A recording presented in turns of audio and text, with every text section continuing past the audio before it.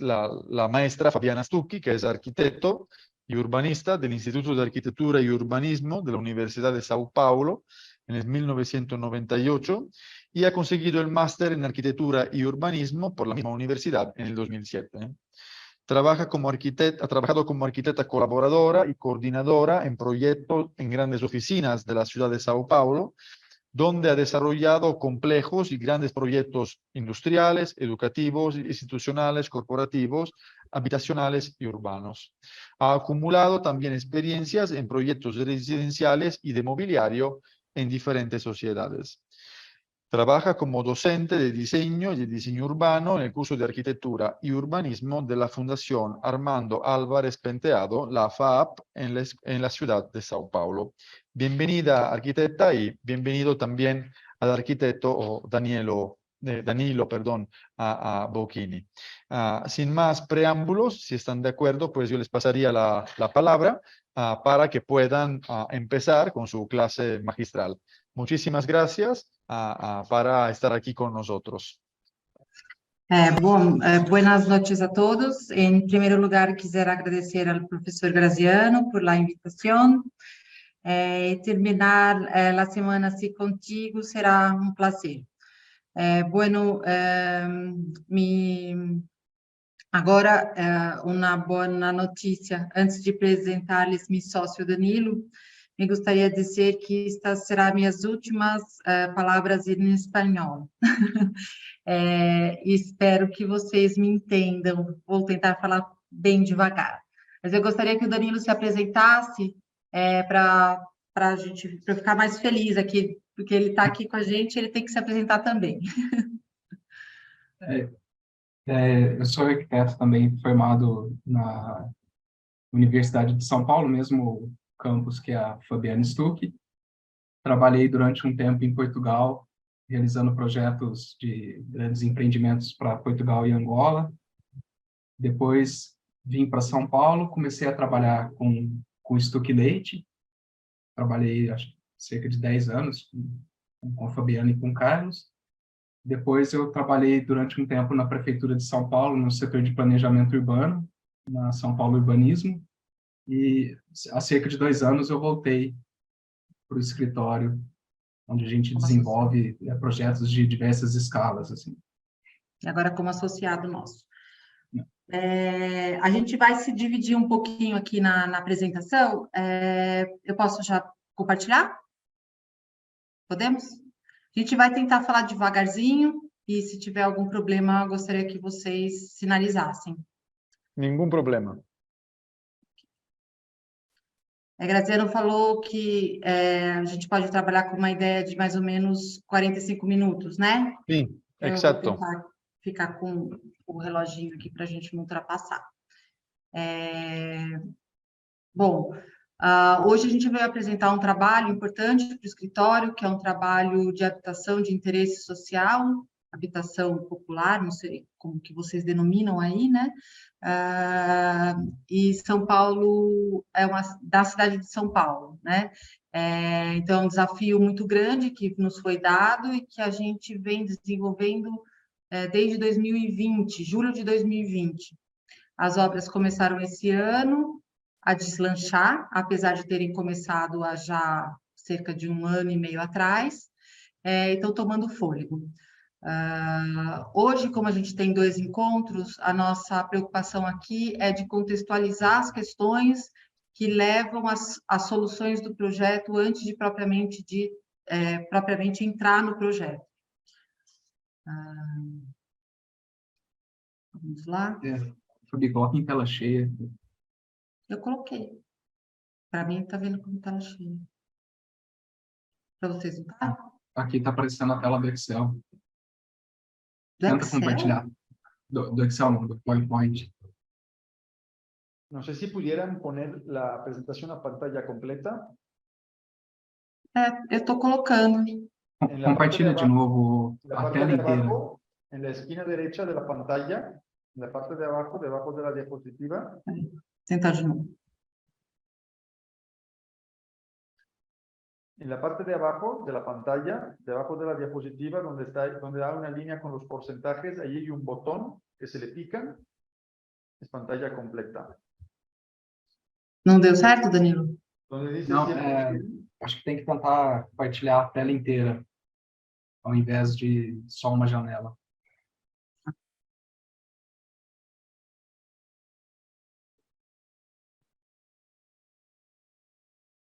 E assim, deu certo? Perfecto. Oi, desculpa. Bom, vamos lá.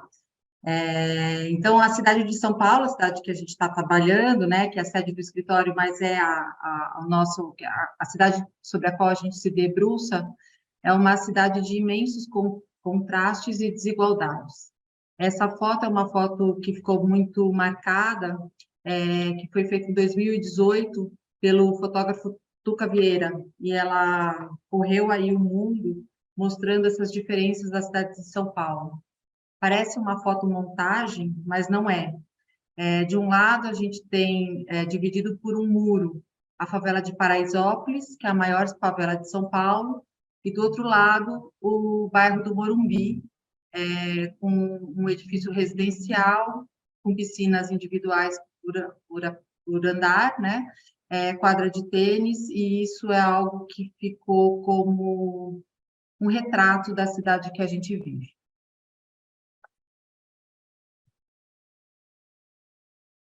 Aqui mais uma imagem, a gente também trouxe aqui mais uma imagem icônica da cidade de São Paulo, que é a Avenida Paulista, onde durante muitos anos se concentrou a maior parte das empresas, da sede das empresas brasileiras e internacionais que estavam aqui sediadas, e de outro lado a imagem de um bairro periférico da cidade de São Paulo, com uma ocupação desordenada e precária. Aqui a gente trouxe uma imagem que poderia ser, entre muitas outras, bairros ou situações semelhantes, mas aqui o bairro que a gente está trabalhando, que é dentro do distrito do Jardim Ângela, na zona sul da cidade de São Paulo. Trazendo ainda São Paulo para dentro do contexto da América Latina, acho que é importante falar de como foi o nosso processo de urbanização. A gente tem na América Latina 15 mil municípios, sendo que 50% das cidades têm menos de 10 mil habitantes. 45% da população mundial estão concentradas em 198 cidades. 22 das cidades, das 300 metrópoles do mundo, estão localizadas na América Latina. Isso é um retrato de um continente urbano, né, fortemente urbanizado. 30% da população global está concentrada também aqui.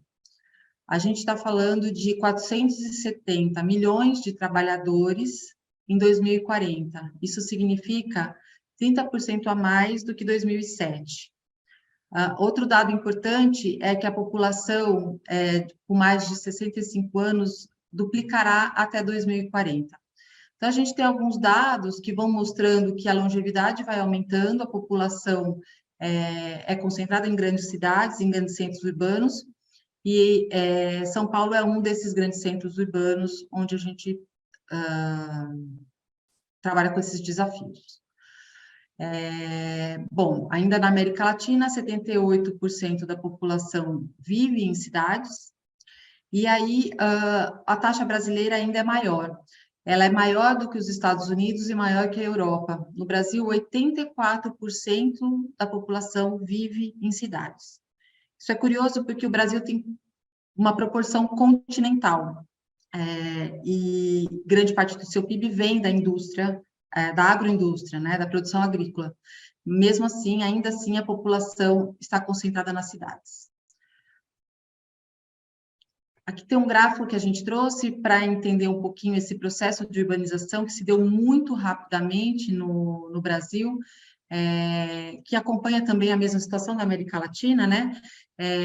Mas a gente tem um processo de urbanização que se dá no final dos anos de 1880, né, no finalzinho do século XIX, início do século XX, e ele tem um crescimento muito acentuado durante o século XX, e aqui a gente só tem uma comparação com o Reino Unido, mas em relação aos Estados Unidos também essa curva ainda é superior à que acontece no Brasil.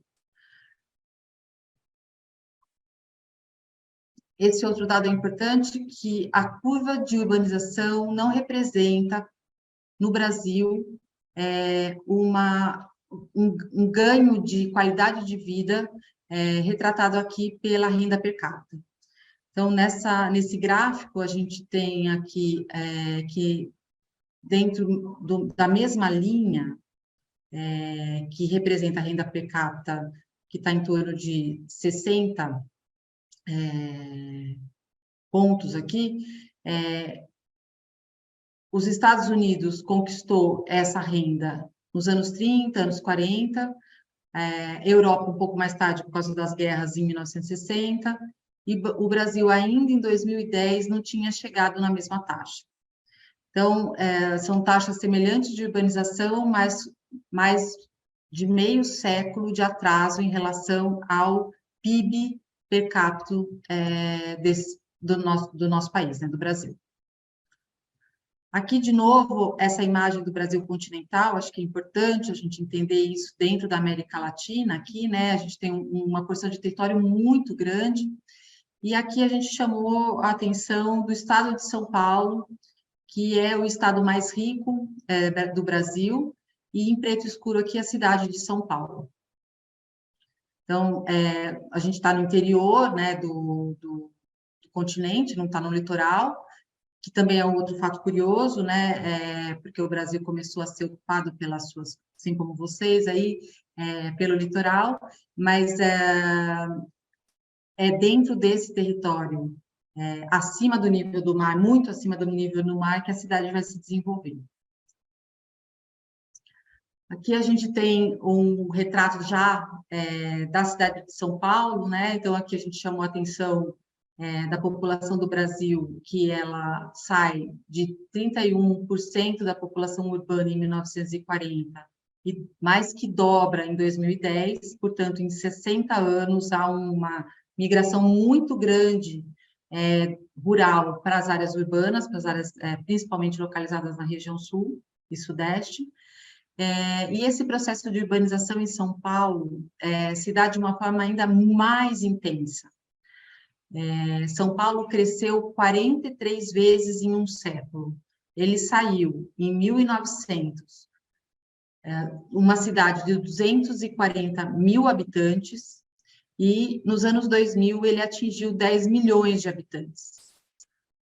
Agora, dados recentes, de 2022, São Paulo atingiu, a cidade de São Paulo, 11.451 habitantes. Tem uma coisa interessante também para comentar, né, Fabiana, que é a questão desse processo de urbanização aqui em São Paulo, principalmente na região metropolitana. Ela tem aquela explosão a partir da década de 70, assim, né, que tem um crescimento vertiginoso que a gente via naquele gráfico, que também está associado a esse processo de industrialização que trouxe também a população do campo para a cidade. No caso de São Paulo, muito associado à economia cafeeira, né? Instalação de infraestrutura ferroviária também, de escala metropolitana. Exato, e aí a gente traz a ideia da metrópole de São Paulo, que eu acho que quando se fala da cidade de São Paulo, é indissociável falar da metrópole, porque a nossa mancha urbana, ela encostou já nas cidades no entorno. A metrópole de São Paulo, ela concentra 39 municípios, e parte deles conurbados à cidade de São Paulo. Então, esse mapa retrata, em preto aqui, né, a demarcação da região metropolitana, onde São Paulo ocupa esse centro aqui. Exato. E aí, o que a gente tem aqui de novo, um mapa dessa mancha urbana crescendo, né? Então, a gente sai dessa região central aqui, que ela começou, né, a Vila de São Paulo, a primeira ocupação em 1550, e ela atinge a primeira mancha centralizada aqui no final do século XIX, e depois já até a década de 1950, né, no meio do século XX, a gente estaria aqui concentrado já nessa mancha rosa clara, que vai ocupando ainda a região central. Com o processo de industrialização que o Danilo comentou, as cidades, principalmente aqui para o lado leste, que vai fazer a ligação com o Porto de Santos, tem um crescimento muito grande e uma implementação das indústrias automobilísticas, que vão formar as cidades do que a gente chama de ABC paulista, né? Cidades que têm uma forte influência no desenvolvimento da economia dessa região. Cidades dormitório, né? E, além disso, acho que tem também destaque para o eixo, né, leste, que faz a conexão Rio-São Paulo, né, que é pelo Vale do Paraíba aqui, até o Rio de Janeiro. Também teve uma forte instalação de indústrias nessa região, associada também à infraestrutura ferroviária. Exato. Então, a gente vê que em torno de 1980, a gente já está configurado aqui a metrópole de São Paulo, né? Depois disso, a expansão da mancha urbana ainda é pequena em relação a esse primeiro crescimento que se dá no século XX, e ele se propaga sempre nesse sentido de expansão em relação ao centro da metrópole. Aqui, essa mancha branca representa os limites do município, né, da cidade de São Paulo, e em cinza mais escuro, a mancha da metrópole. Acho que vale destacar aqui ainda no mapa, sem olhar para os dados, a questão da hidrografia. Então, São Paulo nasceu a partir dos rios Tamanduateí, desse rio Tamanduateí, depois ela se desenvolveu ao longo do Pinheiros e do Tietê, aqui em cima o Tietê e aqui o Pinheiros. E aí a gente cai aqui em duas grandes áreas de reservatórios de água potável, que são os mananciais, a represa Billings e a represa Guarapiranga, que é Guarapiranga e aqui a represa Billings. Aqui a gente vê também a proximidade da cidade de São Paulo com o mar, que a gente já está no litoral. No entanto, existe uma serra, que é a serra chamada Serra do Mar, que faz uma separação muito forte entre o interior do estado e o litoral. Apesar da gente parecer que São Paulo está do lado do mar, isso é uma verdade mentirosa, né? Tem um bom caminho para chegar ali. Bom, aí puxando os dados da cidade de São Paulo, 5,8% da população brasileira vive nessa cidade, o que representa 11,5 milhões de pessoas, né? E um dado importante que a gente tem aqui 12% do PIB brasileiro. Então, é uma cidade muito rica. No entanto, uma renda per capita média de $700 por pessoa. Significa uma distribuição muito ruim, né, de renda. Acho que o Danilo pode começar a falar aqui desses mapas, e a gente vai desenvolvendo juntos aqui. Esses mapas, eles retratam um pouco o que a Fabiana vinha comentando, né, que é essa evolução da expansão da área urbana, da década de 30 a quase década de 50, já começo de 50. Esse aqui é o centro histórico de São Paulo, né? Então, ela vai se expandindo aos poucos. Eu acho que a gente pode até passar, né? Eu queria só chamar a atenção para essa limite da área de proteção de mananciais. Eu não consigo desenhar. Aqui, ó. Eu marco. Que essa linha roxinha que tem aqui embaixo, ela marca que daqui para baixo a cidade não deveria se desenvolver, porque a partir do momento onde existe uma ocupação dessas áreas, coloca-se em risco o abastecimento de água da população que vive na cidade de São Paulo. A gente vê nos mapas que, a partir de 1960, essa ocupação começa a se dar já, nesse segundo mapa. Em 1985, que é o último mapa, ela já está aqui, já está consolidada, né? Então, em vermelhinho, a área urbanizada mais recente, e em rosinha, salmão, a ocupação já bastante consolidada. E da área que a gente está trabalhando agora, né? Acho que só para localizar já, é perto dessa represa Guarapiranga, então é uma ocupação que está nesse intervalo entre 63 e 74, aqui, essa região próxima aos mananciais. Exato. A gente está no extremo do município, trabalhando, e também no extremo sul.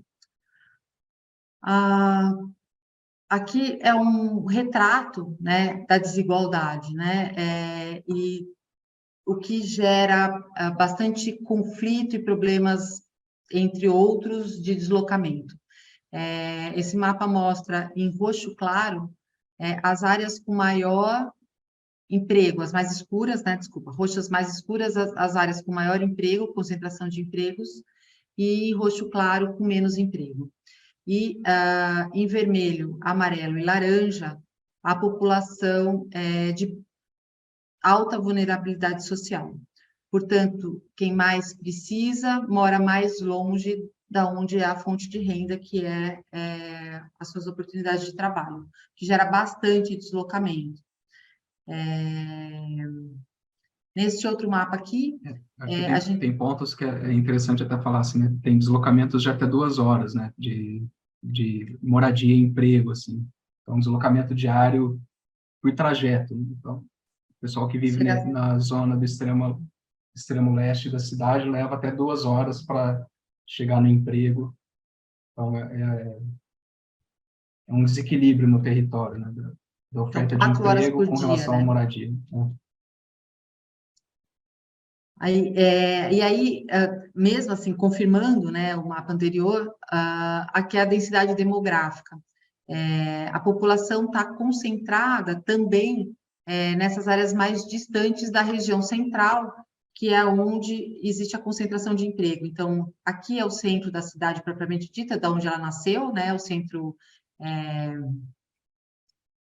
histórico, e aí o centro financeiro São Paulo tem vários, né? A gente tem a Avenida Paulista, que está saindo já da sua centralidade principal, tem a Avenida Nova Faria Lima, mas a gente tem uma distribuição dos empregos que vão mais ou menos por aqui, e ela está muito distante da onde a população de baixa renda e a maior parte da população vive. A gente também nota que próximo aos rios há uma baixa densidade populacional, e junto aos rios tem as ferrovias, onde houve uma ocupação bastante industrial, que caracterizou bastante o território da cidade de São Paulo, e que a gente vai ver que o plano diretor da cidade, que foi aprovado em 2014, trabalha com alguns eixos de desenvolvimento urbano que passam pela análise de ocupar e desenvolver essas áreas menos ocupadas. Ainda falando de desigualdade, a gente traz aqui uma pesquisa muito interessante da Rede Nossa São Paulo, que é chamada de Mapa da Desigualdade, né? Desigualtômetro. Aqui a gente vê em verde, que é a região central, acabei de levantar ali, centro e centro-oeste, não existe nenhuma favela. Já nessas região sul e nos extremos da cidade, a gente começa a ver uma alta concentração de favelas. Aqui, a concentração de população preta e parda, que também se concentra na periferia da cidade, enquanto num bairro central de classe média alta, a gente tem 5,8 pessoas pardas e pretas por 100, né? Nessa região aqui, que é a que a gente está trabalhando, que chama Jardim Ângela, existem 60 pessoas. Ainda falando de moradia de risco e desigualdade, essa mesma região tem um dos maiores índices de moradia em área de risco, e ainda se comparando com a mesma região central, abastecida de trabalho, abastecida de emprego, abastecida de infraestrutura. Tem essas outras áreas aqui, como a do Boi-Mirim, Jardim Ângela, que tem a taxa máxima de 3,84% dos domicílios em área de risco. Tudo isso leva a uma falta de qualidade de vida, deslocamento excessivo, insalubridade, inúmeros índices que vão se somando e que levam a uma longevidade menor a cada quilômetro que se afasta da região central da cidade. Então, a gente tem aqui o bairro Iguatemi, nesse extremo aqui leste, onde a taxa de vida chega até 59 anos, que difere em 20 anos de uma pessoa que poderia, que mora no centro da cidade. Então, em cerca de 30 quilômetros separam 20 anos de vida de uma pessoa.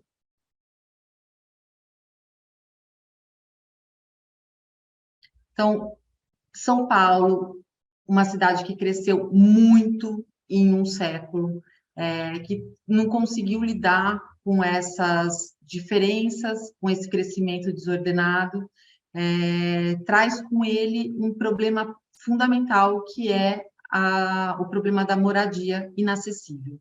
Custo alto dos aluguéis, população com baixíssima renda, isso gera um déficit habitacional em torno de 320 mil domicílios. Mais 31 mil pessoas morando em situação de rua. A gente está falando de 320 mil domicílios, mais do que uma cidade média brasileira. Algo próximo a uma produção de 60 mil unidades habitacionais, nos próximos 5 anos não daria conta de vencer esse desafio. A dificuldade da moradia não se coloca só nas favelas, mas ela também se coloca nas áreas centrais, nas ocupações de edifícios abandonados, né? Existem muitos edifícios ociosos, abandonados na região central, que são ocupados por uma população que luta pelo esse direito de moradia. A gente não vai fazer dessa palestra, dessa conversa, o foco, mas é importante destacar que existem diversas situações onde a questão da moradia se instala e se coloca. Tá? Essa imagem é a imagem do edifício Júlio Prestes, no centro da cidade, que ela retrata aí uma das maiores ocupações verticais do Brasil.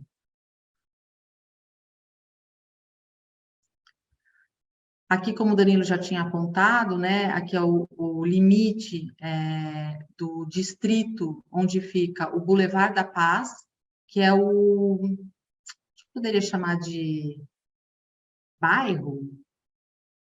É um loteamento. Não é formalmente um bairro, mas é reconhecido como uma vizinhança. O nome é curioso, vocês vão ver, Boulevard da Paz, né? Acho que eu vou chamar a atenção desse nome. Aqui é uma imagem do Jardim Ângela, né? Topografia bastante acidentada, bastante com altos índices de inclinação, e uma concentração de 340 mil pessoas, morando a maioria delas em loteamentos irregulares, ou em ocupações de terrenos, acho que não chega nem a ser loteamento, né, em áreas de risco. Aqui a gente tem uma outra imagem dessa região, e qual é a relação dela com os mananciais. Não é uma imagem do Jardim Ângela, mas já é a borda da represa ocupada. Agora, a Piranga e a Bines têm essa ocupação que se deu nesses últimos anos, e ela põe em risco o abastecimento de água de cerca de 3,8 milhões de habitantes da região sul e sudoeste da capital. Por causa disso, existe, né, um projeto que se iniciou em 2014, ou antes disso, né, Danilo? Acho que 2010, com dinheiro federal aplicado no sistema de saneamento dessa região, e saneamento significa necessariamente, né, urbanização dessas favelas. Garantir a limpeza dos mananciais significa, em alguma medida, desocupar áreas dessas bordas, trazer esgoto, tratamento de água para essas residências, a maioria sem abastecimento nenhum. Então, a gente já está falando de cerca de 15 anos de obras localizadas nessa região, não exatamente contínuas, depende de gestão, depende de investimentos, né, que se deu nesses anos, trouxe alguma melhoria, mas ainda existe muito a ser feito. Aqui, uma imagem mais dramática, né, a gente chegando e vendo o que de longe não parece tão ruim, né, o que significa essa água que a gente bebe, que toma banho aqui, né. Obviamente, ela passa por um tratamento, mas esse custo é altíssimo, né. Aqui, reportagens de jornal de 2014, que mostram já essa preocupação ainda, né, essa preocupação com a limpeza das nascentes, dos córregos, que vão resultar numa melhoria das águas dos mananciais. Agora o Danilo vai falar um pouquinho do plano diretor e da estratégia que ele traz para resolver essas questões que a gente está colocando, e principalmente a questão habitacional. Acho que o plano diretor de 2014 ele trouxe alguns avanços importantes assim, com relação ao planejamento urbano.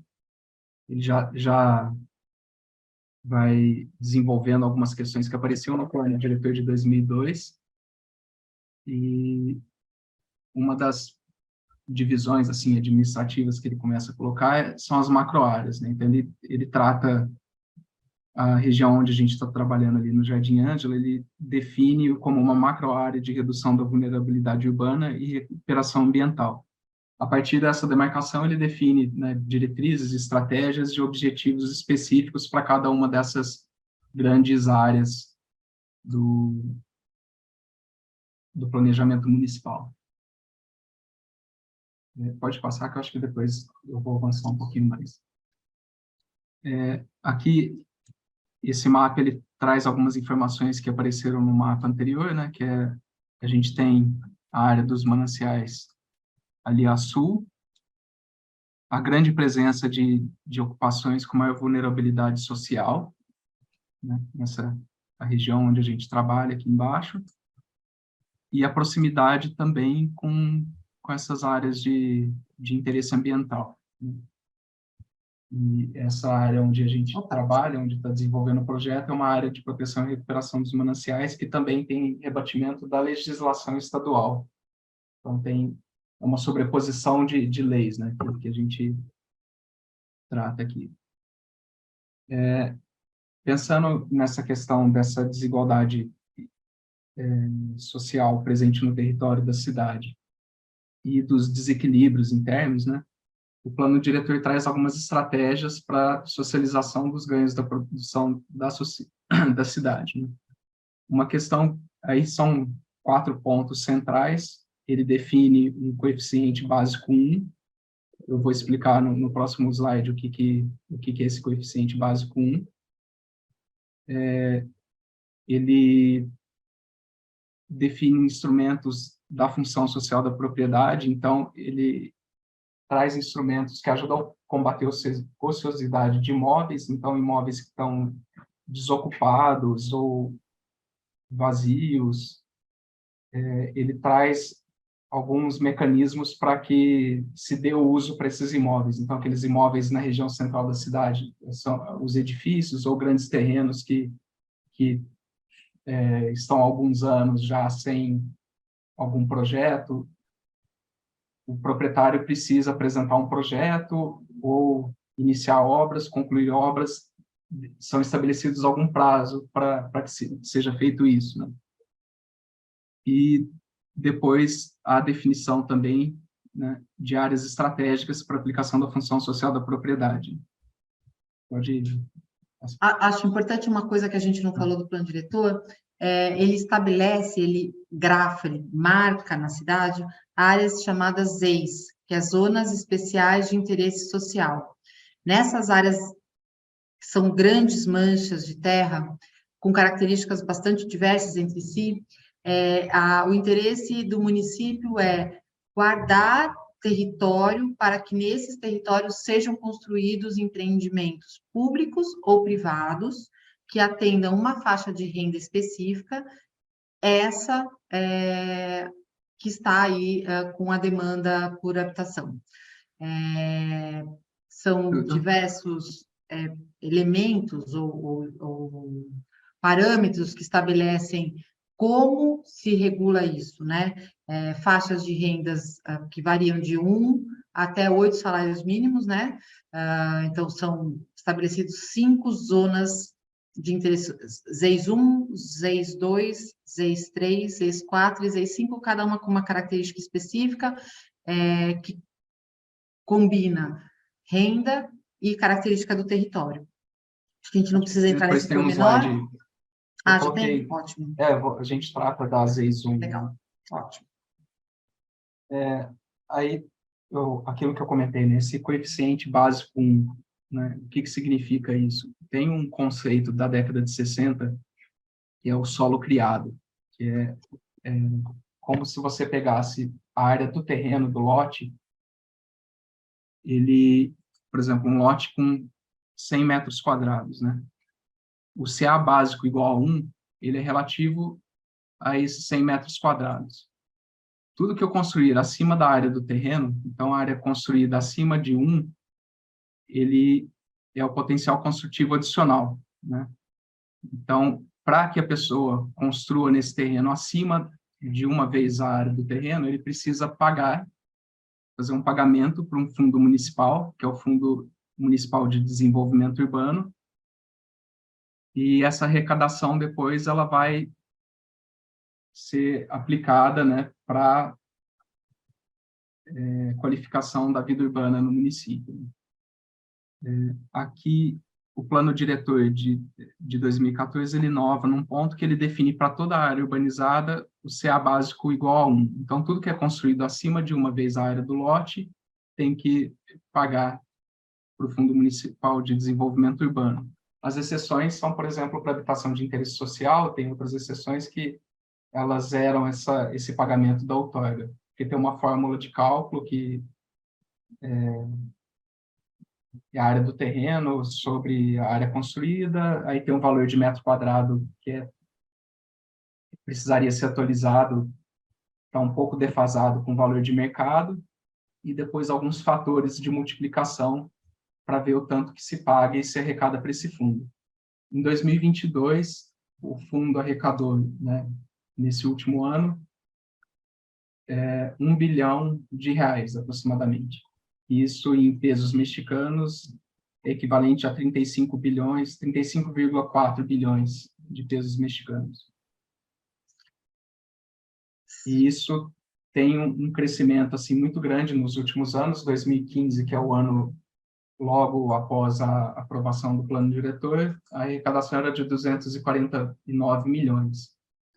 E então, acho que hoje é importante dizer que funciona como um instrumento de arrecadação, né? Isso é super importante. Assim. E isso gera caixa, né, para a prefeitura, que depois ela pode aplicar, né, em diversas melhorias urbanas. Então, o plano diretor define que 30% desses fundos é aplicado em habitação de interesse social e 30% para transporte público, ciclovias e calçadas. O restante depois pode ser aplicado para desenvolvimento de planos de bairro, para unidades de conservação ambiental, para implantação de equipamentos sociais, de espaços públicos e preservação do patrimônio cultural, por exemplo. Então, 30% daquele dinheiro é bastante dinheiro, né? Fora isso, tem essa questão que transporte público, ciclovias e calçadas entra também como uma parte de urbanização de algumas áreas e de qualificação do território. Aí aqui é o slide que fala das áreas de ZEIS, que o Danilo comentou que estava para frente. Acho que pode passar o próximo slide que eu detalhei um pouco. Ok. Aí tem esse mapa aqui, que é essa demarcação dessas zonas especiais. Aí, de novo, nossa área de trabalho está aqui, ela é demarcada como ZEIS 1. Pode passar? Então, a ZEIS 1, qual que é o objetivo dessa zona, né? Então, ela é a destinação para moradia digna, né, da população de baixa renda. Então, o que se espera realizar nessas áreas são as melhorias urbanísticas, recuperação ambiental e regularização fundiária com título de propriedade, né, dos assentamentos precários, associado à provisão de habitação de interesse social, né. Essas zonas são especiais porque elas trazem parâmetros, né, que são mais permissivos para o adensamento construtivo, né. Então, ela se sobrepõe ao zoneamento, ao zoning daquela região. Então, essa zona especial, quando você constrói habitação de interesse social, você tem parâmetros mais generosos, assim, pode adensar mais. Aí, junto da demarcação das leis, você tem a formação de um conselho gestor e o desenvolvimento de um plano de urbanização. No caso das leis 1, que é onde está localizado o projeto, a característica dela é a presença de favelas, loteamentos irregulares, né, e a habitação de população de baixa renda.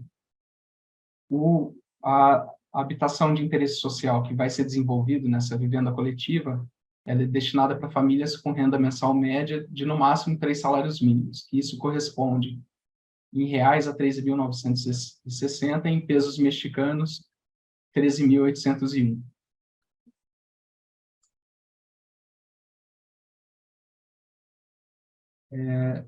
Aí esse plano de urbanização, que eu acho que tudo vem de uma visão, né, sempre descendo do macro até o território, é feita uma análise sobre o contexto da área, é feito o cadastro dos moradores, né, dessa região, são definidos diretrizes para a ocupação, onde se definem os índices e parâmetros para o parcelamento ou desocupação do solo, e a definição dos projetos, né, para essas áreas. Isso sempre também realizando a integração entre diversas políticas públicas de setores diferentes, secretarias diferentes, onde também se estima quais os custos para intervenção nessas regiões, né? E, posteriormente, após, no caso, a construção dessas habitações coletivas, né, há um plano de ação social e de pós-ocupação, de acompanhamento. Pode passar? Posso passar isso também ou não?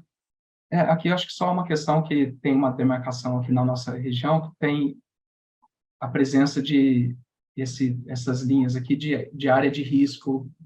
Depois a gente vai ver nas fotos, assim, uma forte presença, como o terreno é bastante, tem uma alta declividade, tem muita área de erosão, né? E ocupações nessas áreas, com alta suscetibilidade à tragédia, né? E aqui são definidos alguns objetivos para essa região, né? Então, melhoria de oferta de equipamentos e serviços públicos, né? Atendimento à população em situação de vulnerabilidade social, aumentar a oferta de espaços livres públicos, que foi uma questão também que está presente no nosso projeto, e promover a recuperação e conservação ambiental dos cursos d'água, né? Isso também sempre associado com ações de implantação de infraestrutura de saneamento ambiental e coleta de resíduos sólidos. Acho que pode passar. Isso é um pouco de... Pode passar? Algumas diretrizes. Acho que aqui essa imagem ela é boa, né? Porque a gente vê a mancha urbana, de fato, né? Real, né? Essas imagens do Google são ótimas. Aqui embaixo a represa de Guarapiranga, algumas áreas ainda com uma resquício da Mata Atlântica, né?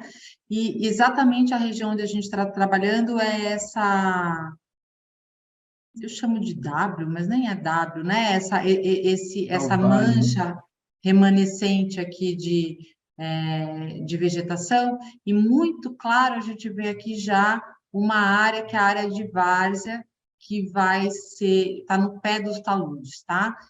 E serão áreas onde a prefeitura entendeu que seriam necessárias serem construídos conjuntos habitacionais para abrigar a população que teve que ser realocada. Ela foi removida das áreas de risco, tanto áreas de inundação quanto áreas de deslizamento por terra.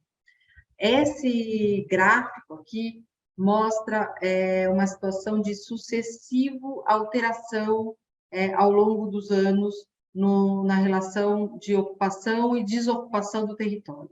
Então, em 2002, em preto, a gente vê o que está ocupado, em verde, desocupado. Em 2008, a gente percebe que existe uma ocupação muito forte junto aos cursos d'água, está aqui embaixo, né? Desculpa, uma desocupação junto aos cursos d'água, um movimento de retirada dessa população de área de risco, e uma maior concentração no topo das colinas. Aqui volta de novo a ocupação, e isso vai se dando ao longo do tempo, em sucessivas ocupações e desocupações, remoções, e nenhuma efetividade de obras que saneassem esse problema. Em 2015, começa um projeto na região de urbanização, onde é feito a primeira remoção da população junto aos córregos, nessa parte da cota baixa aqui, acho que vindo aqui já para a imagem do lugar, né? O trabalho do escritório começou só em 2020, para ficar bem claro, as obras de urbanização dessa região começaram em 2014, 2011, projetos antes, né? As obras propriamente dita entre 2010 e 2011.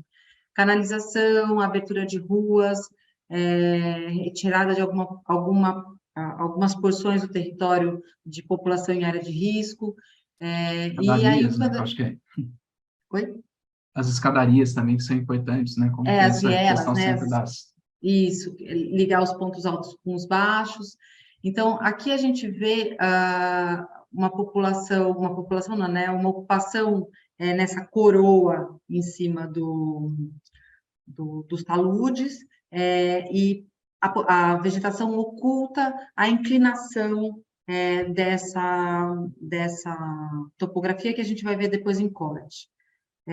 Ainda que, imaginando que essas casas não têm nenhum coleta de esgoto e de esgoto, portanto, as águas todas escorrem, vão para esse fundo de vale, que tem um córregozinho, que vai chegar num córrego maior e que vai levar tudo isso para o manancial.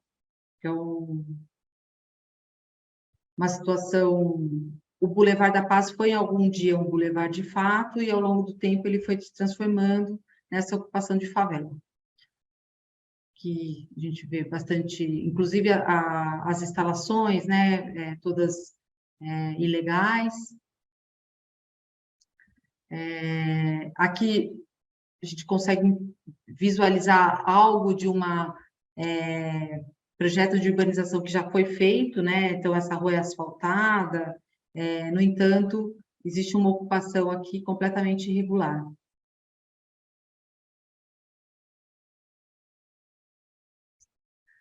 Bom, e aí a gente já chega no território propriamente dito, né? E como que o projeto trabalha dentro desse território. Então,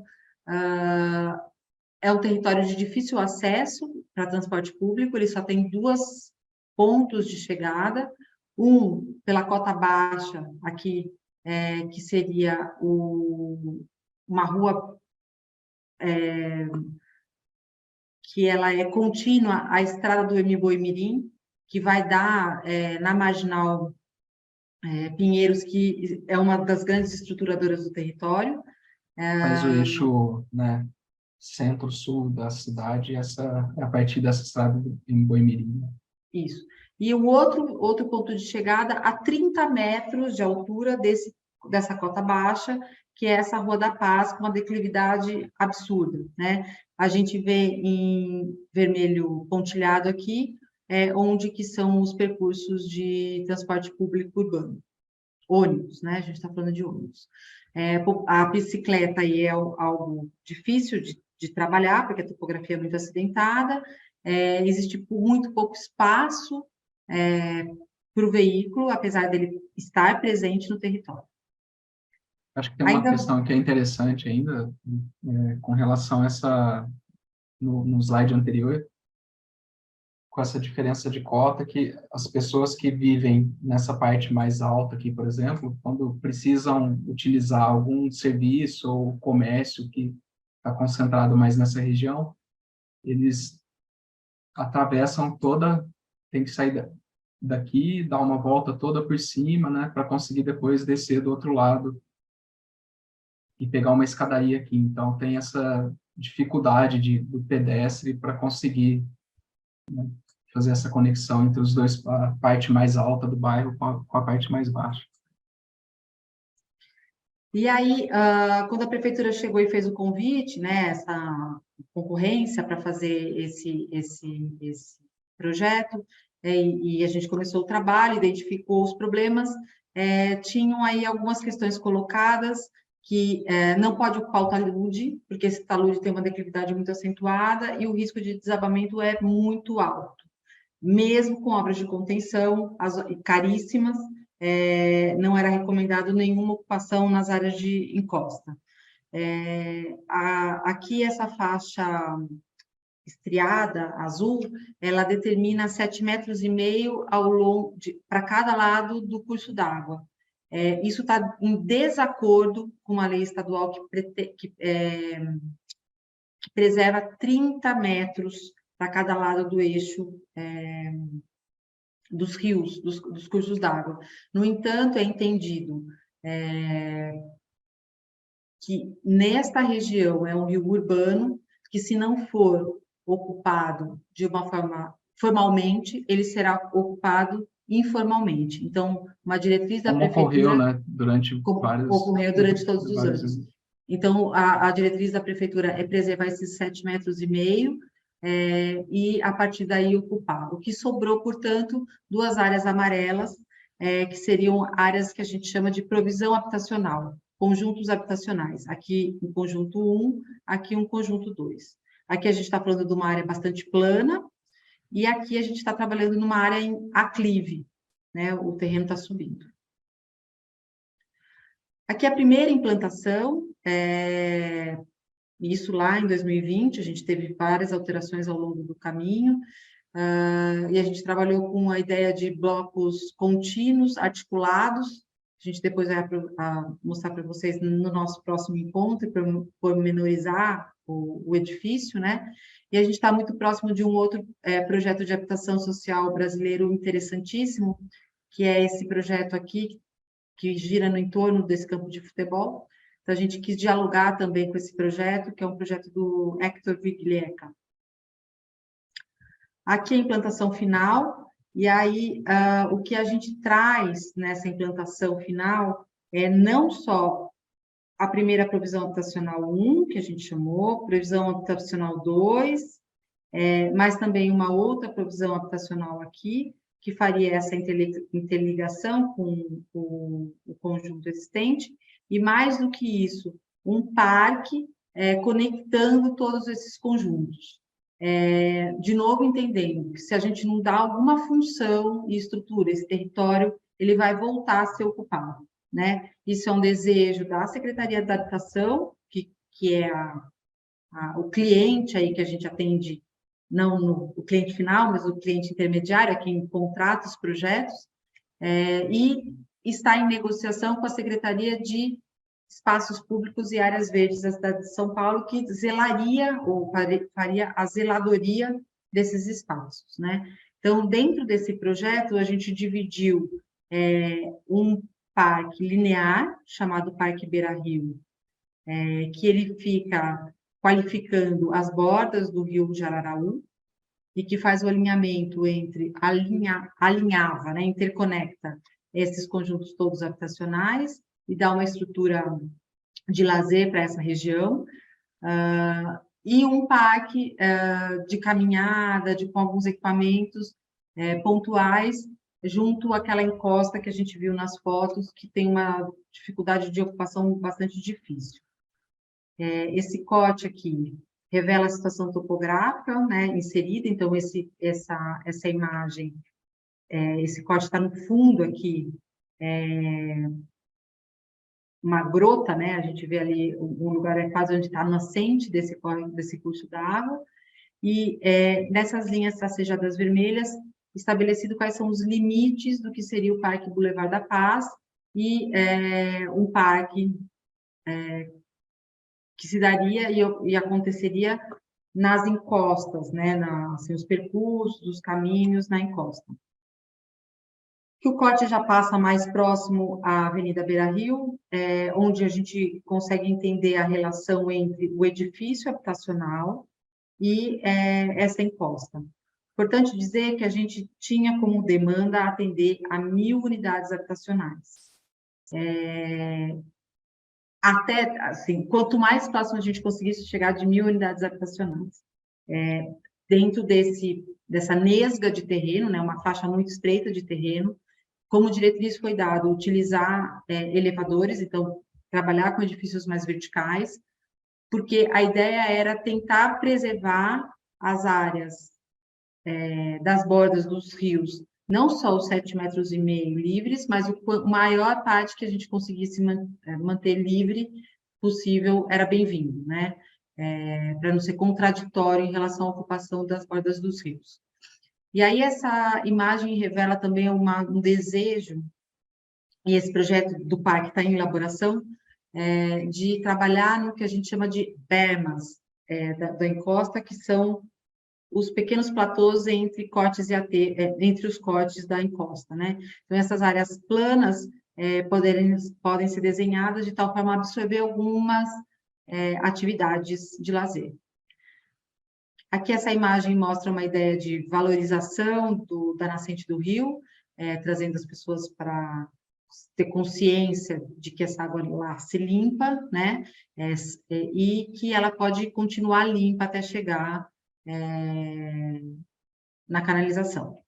Infelizmente, a canalização que se dá na Prefeitura de São Paulo é uma canalização bastante infraestrutural, são calhas abertas, sem nenhum desenho paisagístico carinhoso. A gente chegou no território já com isso implantado, não teve espaço para o arquiteto trabalhar, era um projeto de drenagem mesmo, de canalização. Aqui mais um exemplo dessas possibilidades de ocupação das encostas. Num segundo momento, a gente, por questões financeiras, acabou retirando a ideia de trabalhar com grandes áreas de platôs, porque o custo envolvido era muito alto. Aqui é um estudo que revela algo que a gente já está mais desenvolvido, mas a gente vai mostrar só na aula que vem, a ideia de fazer escadarias que fazem interligação entre a cota alta e a cota baixa, e esse desenho ao longo do Parque Beira-Rio, criando uma paisagem, né? Aqui a gente mostra, assim, lembrando, estamos já chegando no final, né?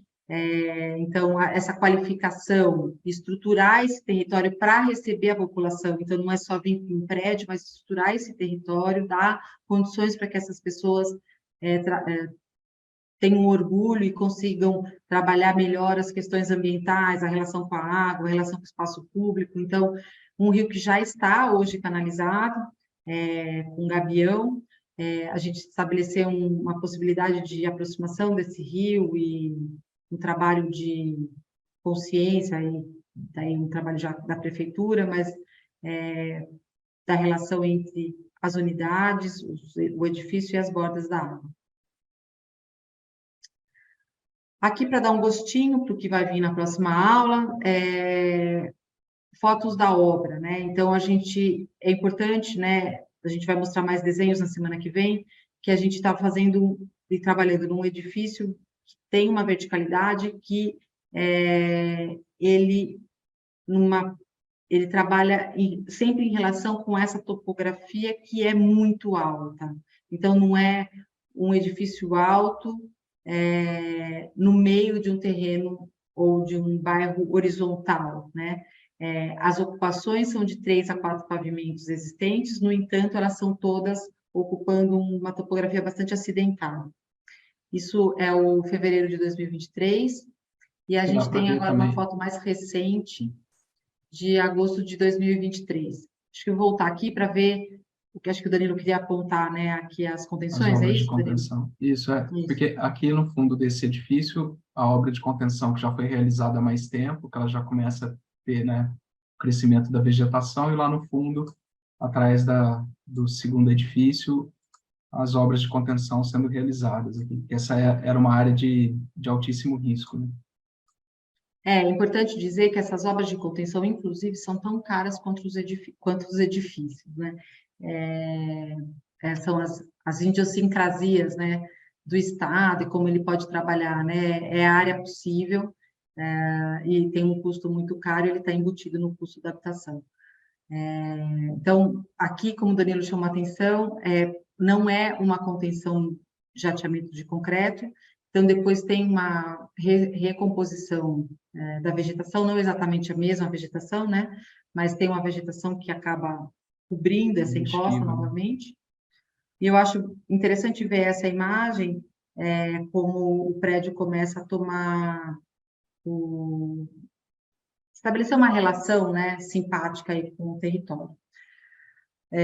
Bom, turma, Graziano, chegamos exatamente em 50 minutos falando aqui, 55, acho que já deu. Acho que é na hora da gente parar, foi isso que a gente programou para hoje. Queria ver o que a gente pode conversar com vocês. A gente quis dar um gostinho para chegar no próximo encontro e mostrar o projeto propriamente dito, mas contar como isso se deu, de que forma. Eu acho que quando a gente fala de habitação e habitação de interesse social, é muito importante saber todo esse percurso, né? Para não é só capricho, desejo do arquiteto, como que isso se dá, o caminho que isso se coloca. Como se viabiliza, né? Acho que principalmente. Isso. Antes que nada, gracias por esta espléndida explicación, ¿no? La verdad es que, pues muchas felicidades porque trabajar en un contexto, digamos, tan complejo, ¿no? Y no solo simplemente desde un punto de vista topográfico, ¿no? Que ya tiene pues su complejidad, sino un contexto social, a un contexto antropológico, económico, ¿no? Pues muy complejo, ¿no? A partir pues de vuestra explicación, ¿no? Se entiende de una cierta forma que el proyecto que ustedes están ahora mismo empujando, ¿no? Dentro de esta parte muy importante pues de la ciudad, tiene que ver con una visión global, ¿no? De la ciudad metropolitana, ¿no? Y se espera que en otras zonas, digamos, de una cierta forma, se puedan desarrollar unas intervenciones que tomen en cuenta, ¿no? Las dificultades, digamos, de cada fragmento pues de la ciudad, ¿no? Personalmente, pues, tener este dato como de las 2 horas, ¿no? Que al final uno tiene que tardarse, ¿no? En coche, ¿no? Para poder llegar con el carro, pues, al centro de la ciudad. Y esta es la realidad, pues, de muchas realidades metropolitanas, ¿no? Personalmente, digamos, en vuestro proyecto, digamos, en este contexto tan complejo y que toma en cuenta, digamos, todos estos valores, un poco me recuerda, lo quiero poner un poco encima de la mesa, ¿no? Estas intervenciones que el arquitecto, por ejemplo, Jorge Mario Jauregui, ¿no? Hace, por ejemplo, en Río de Janeiro, en las favelas, ¿no? En cómo son contextos tan delicados, ¿no? Que hay que interactuar, pues, con la topografía, pero también, pues, con lo que es la normatividad, pero también, pues, con áreas con riesgos hidrogeológicos, ¿no? Con riesgos naturales, con la sociedad, pues, que allí vive de una forma o de otra, pues, que tenga o no título de propiedad, pues, allí al final, ¿no? Y de cómo hay que tener como un cierto cuidado, hacer como unas ciertas cirugías, ¿no? Y entender bien cómo pesar, ¿no? Qué peso dar a todas estas componentes, ¿no? Por lo tanto, pues de mi parte, pues felicitaciones porque creo que este proyecto sí realmente puede de una cierta forma cambiar o ayudar más bien, ¿no? A mejorar pues la condición, ¿no? De esta parte tan importante, ¿no? Y a veces como olvidada, ¿no? De nuestras metrópolis, ¿no? Porque seguramente este está en Sao Paulo, pero en las metrópolis latinoamericanas, pues viendo los datos que presentaron, pues seguramente como este predio, como predios con esas condiciones, pues habrá muchos, ¿no? Por lo tanto, gracias por habernos vuelto, ¿no? Como a la realidad de las cosas, ¿no? Muchas veces pensamos que el arquitecto es quien diseña, ¿no? Esos edificios de la ciudad y claramente el tema de la vivienda colectiva abarca también, ¿no? Estos fragmentos a veces olvidados y que no tenemos que olvidar, pues, de nuestras ciudades metropolitanas, ¿no? Por lo tanto, pues yo preguntaría si hay alguna pregunta a las personas que están aquí conectadas en línea o a ustedes, para que los arquitectos, pues, les puedan responder. Daniel, ¿vas a preguntar algo? Hola, buenas noches. Antes que nada, igual les agradezco mucho. Yo estoy aquí en el salón. Me van a prender la cámara para que me puedan también ver. Hola. Olá. Buenas noches. Muchas gracias por tomarse el tiempo y darnos esta plática. Me parece muy interesante cómo, especialmente en Latinoamérica, en toda Latinoamérica, con su gran pues, extensión tan gigante, hay tantas similitudes pues, en todas nuestras ciudades y en todas nuestras sociedades. Y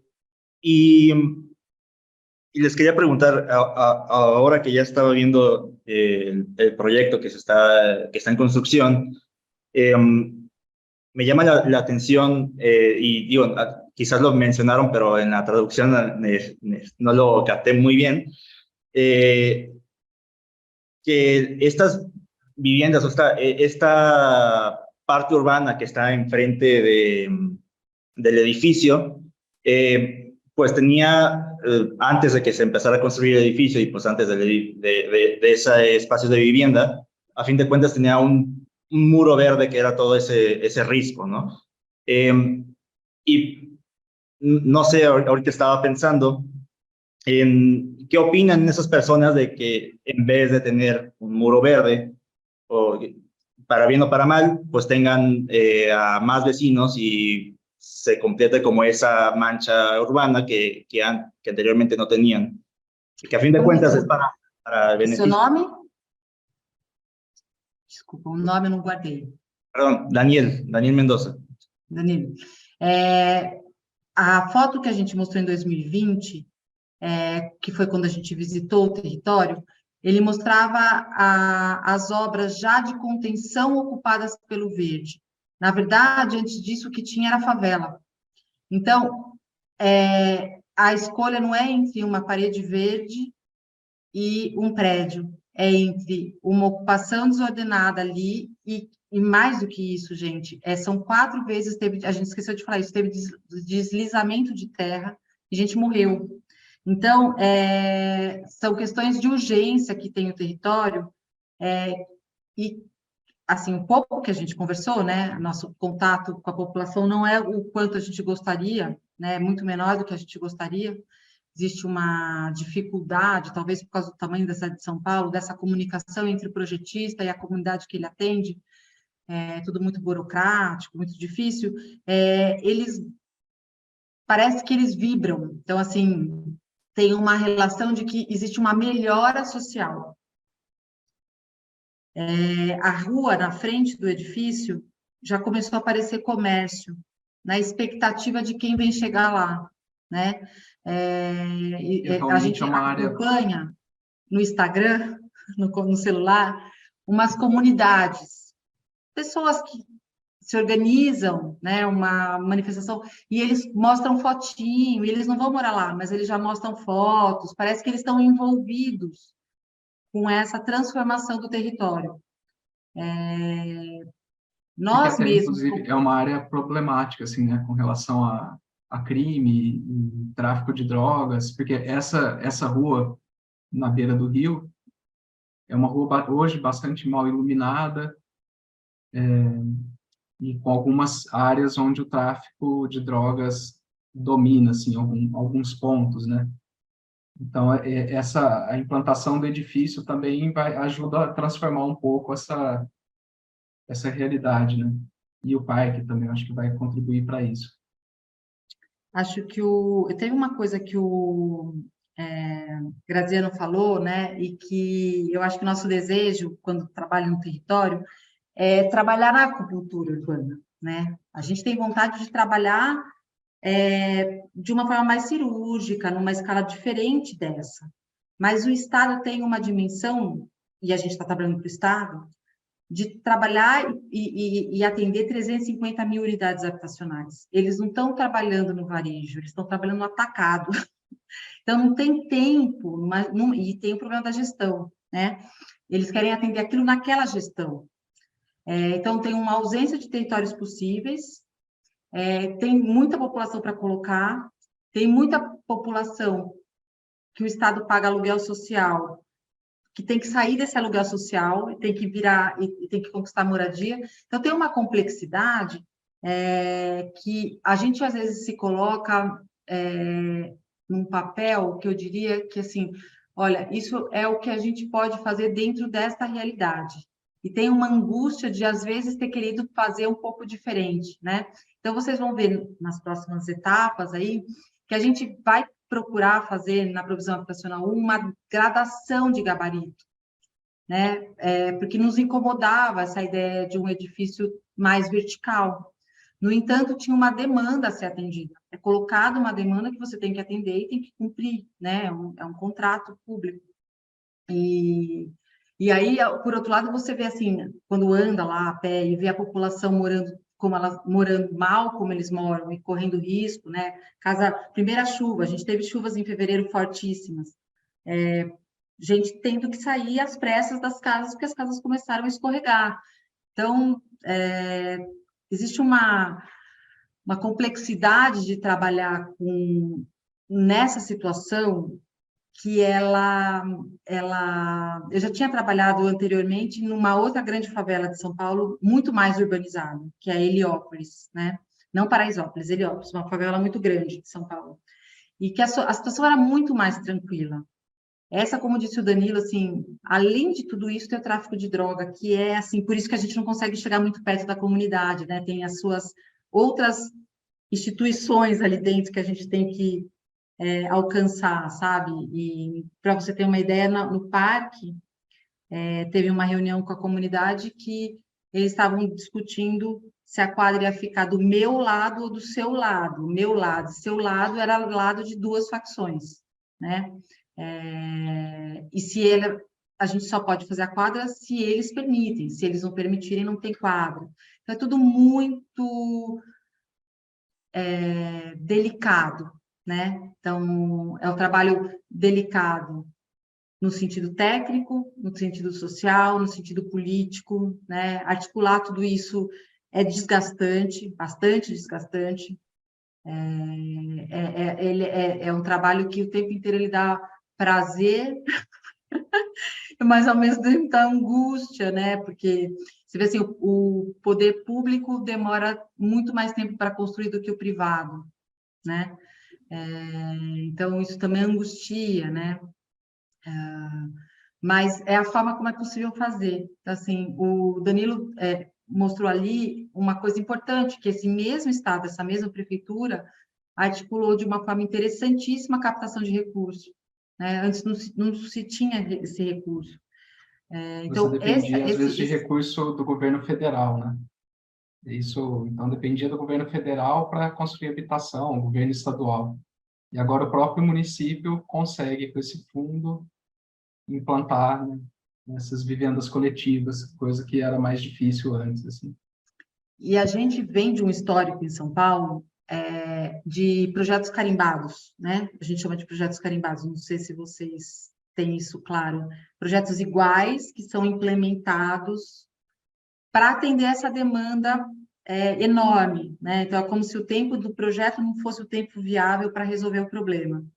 E essa gestão, a gestão dessa mesma secretária que a gente está trabalhando, que ela fez inúmeros projetos há cerca de 10 anos atrás, trabalha com a valorização da arquitetura, né? Então, como que a arquitetura pode atender a essa demanda? Então, assim, a gente entende que talvez não seja a forma mais rápida, mas a qualidade, o resultado, a gente acredita que pode ser muito melhor, né? Inclusive, esse desejo de estruturação do território para além da habitação é fundamental, né? Não dá só a moradia, né? Mas a gente vai ver que tem, inclusive, unidade de habitação, unidade de saúde, de atendimento à saúde no térreo do nosso prédio, e que não é algo que o arquiteto tira da cartola, mas é o Estado com desejo de fazer isso, né? Obviamente, nós, como arquitetos, queremos sempre fazer um uso misto, né? E quase sempre é tesourado pela prefeitura, porque é mais difícil de gerir, e essa gestão está tomando pé de que isso é importante, que não precisa ter o terreno da unidade básica de saúde e o terreno da habitação, que os dois podem compartilhar o mesmo terreno, né? Então, eu acho que a gente tem que entender que está num processo de conquistas aí. Tem chão ainda, né? Mas um processo de conquista. Arquitecto, muchísimas gracias por su aportación. Un gusto estar con... nosotros ahora los tenemos que saludar porque la escuela ya está cerrando. Pero le vamos a pasar el link de vuestra propia conferencia, ¿sí? Para cuando esté en YouTube, digamos, la puedan compartir. Muchísimas gracias. Felicidades por el proyecto y esperemos poderlo invitar pronto, en los próximos meses, a lo mejor el año que viene, para ya ver el edificio levantado y a lo mejor con el tiempo ver esos procesos de apropiación espontánea, digamos, de los habitantes, digamos, en este contexto. Por la gente, digamos, que va a habitar físicamente, digamos, el edificio y la gente del entorno, ¿no? De cómo vivirá esta calle y los espacios comunes, públicos que ustedes están configurando. Muchísimas gracias y mucha suerte. Buenas noches. Gracias a todos. Tchau, tchau. Gracias. Obrigada.